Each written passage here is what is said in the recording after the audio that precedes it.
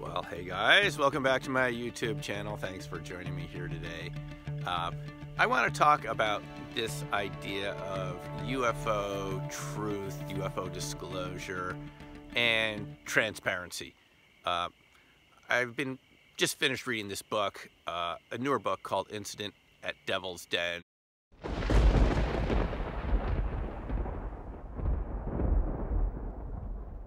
By Terry Lovelace. It's a very interesting story about an encounter he had with an Air Force buddy in 1977 at this state park called Devil's Den, I believe, in Arkansas.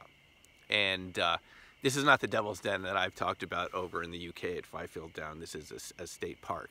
And he had a very, for him, very frightening encounter with a triangular craft being taken on board. And painful examinations and all this stuff. And that wasn't the end of it. What's really interesting is how the Air Force interrogated him later, put him under hypnosis, tried to find out everything he knew about his encounters, and these had happened to him since he had been a child. And then they tried to get him to forget about it. And this reminded me very much about, Gary, the Air Force Missile Security patrolman from Minot, who I put a video up about a year or two ago. He was gracious enough to give us an interview about his experience, and he said the same thing. You can see it right in the videos. I'll put the link right here. He had this encounter with another security guard in their security alert response truck, and they were burned by this object that took off by one of the silos. And Gary said everything in the truck was discolored, and then he remembers being summoned to Minot itself, Minot base. He's on the outskirts at one of the missile control launch facilities. And then he's also hypnotized, and they tell him, try to find out everything about it, and then want him to forget about it, ask him to sign something, never to talk about it again. And this is such a reminiscent theme in so many encounters, isn't it? We talked earlier on in another video, David Shindeli, who wrote this book, It Never Happened, describing his encounters at a missile control launch facility.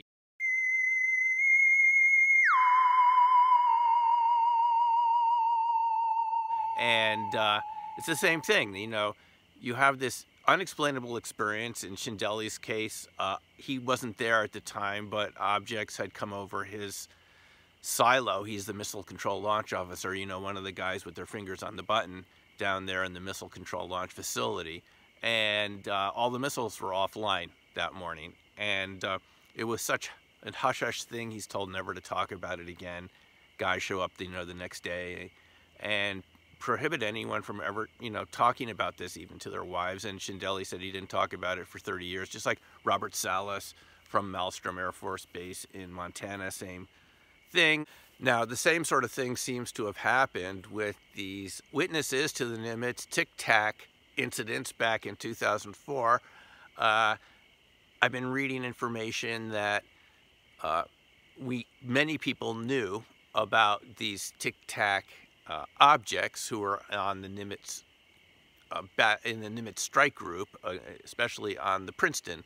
And we're told that special guys from the government were COD'd onto the ship, which means apparently they come onto the ship in a little plane and asked that the radar tapes, all the videotapes were to be erased, and that people not talk about what they had seen. Same thing is going on.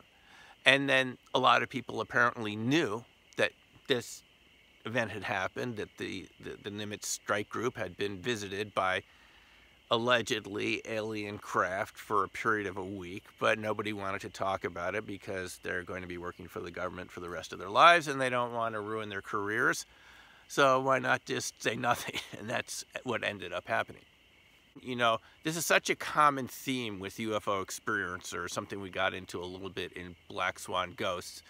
And I have to tell you, there are other witnesses I've talked to who've experienced similar phenomena or even something even more up close than that, same thing. They're told never to talk about it again and so forth. So you have to ask why.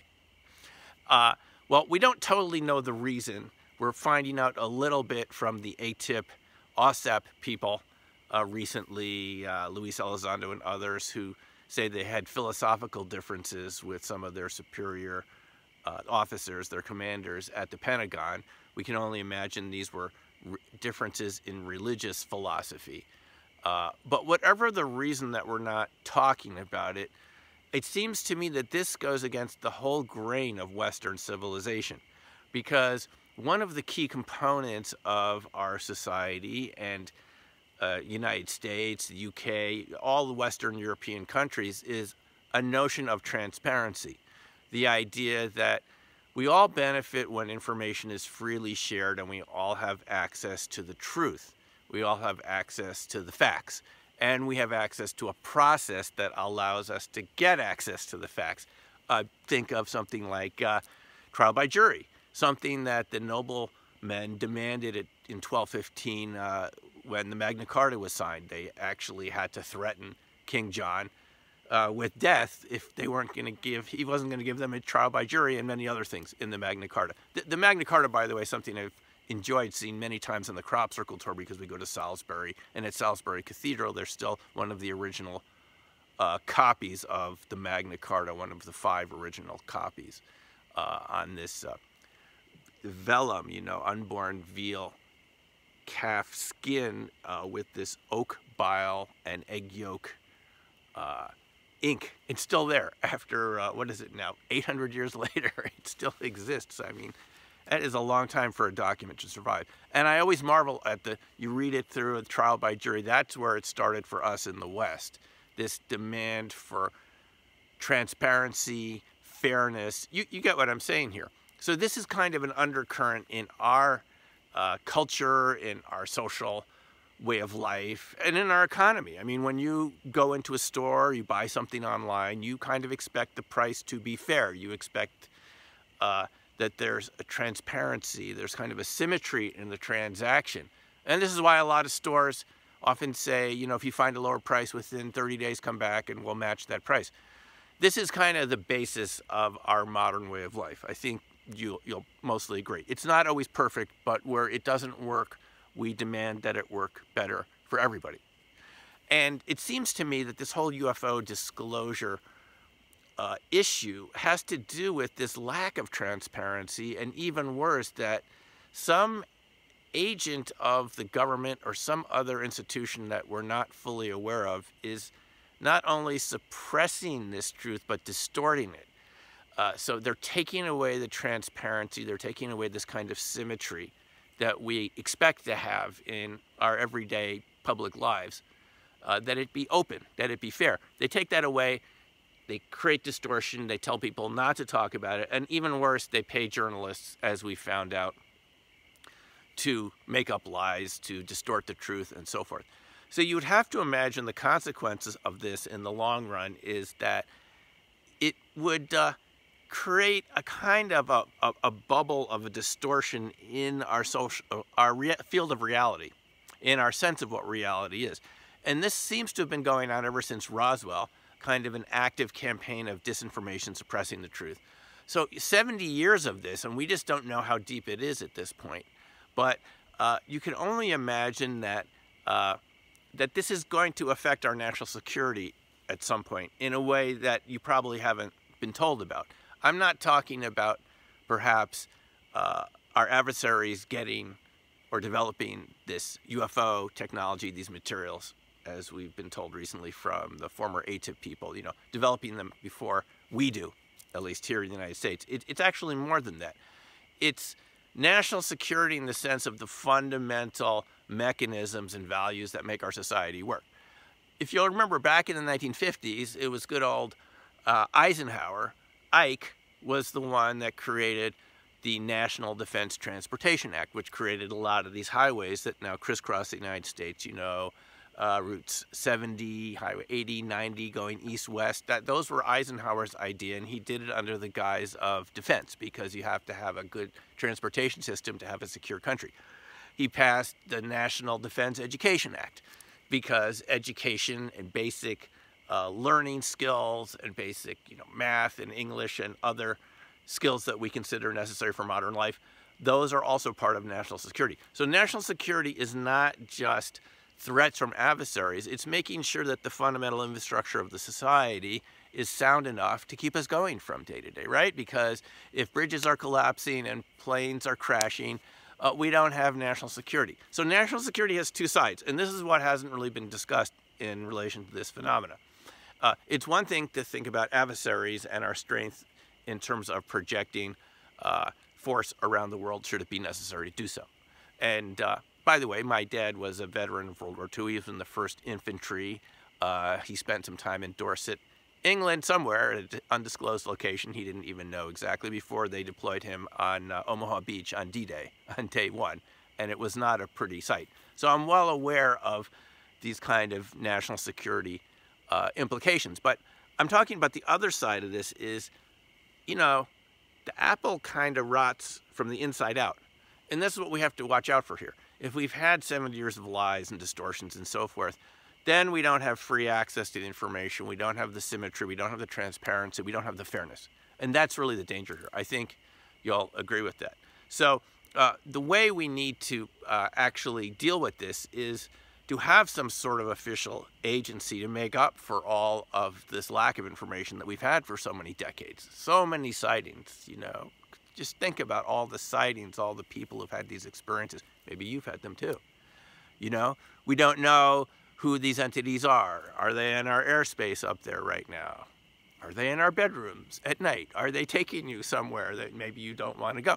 We don't know, because we don't have all the information. We have lots of reports, but we also have lots of disinformation injected in there to mess it up. So one of the consequences of finding out this truth is that it could have like a snapback effect where it's actually destructive.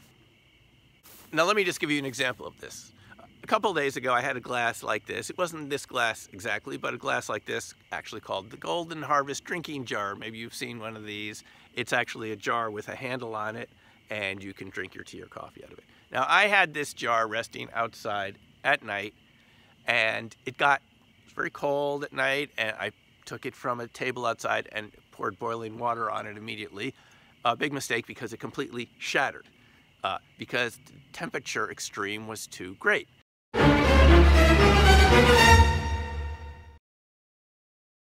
Now, normally these glasses can take as much boiling water as you want to put in them, but they can't take a huge temperature change like that without shattering. And I'm afraid the same thing is going to happen with this topic.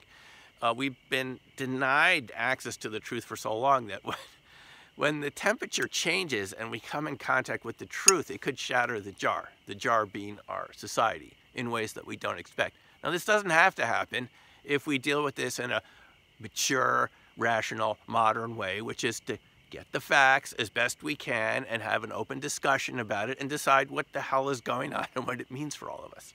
And that's why I'm calling for a new government agency, a federal agency that's responsible for all the UFO sightings, UFO reports, people's experiences, and so forth, just like Project Blue Book was supposed to do. But this would be like the real thing. Just like we have an FDA that is supposedly supposed to make sure that our foods and drugs are safe for us to consume, and you like to read the label on the food products when you go into the store. I mean, I always like to look for the sugar content and other things. I'm sure you look at the labels too. We have the EPA, Environmental Protection Agency, started by Nixon, coincidentally, in '72 with Ruckel's house, and Republicans. FAA, don't you feel better when you get in a plane knowing that there's some agency regulating this plane? The other day I was on a plane, and it spent 3 hours on the runway due to storms at LaGuardia in New York City. And there's a rule now that after 3 hours, if you haven't left, you have to bring the passengers back and open the door. And it's very nice, because you actually, after 3 hours of being in there, you can get out for a little bit and preserve your sanity a little bit.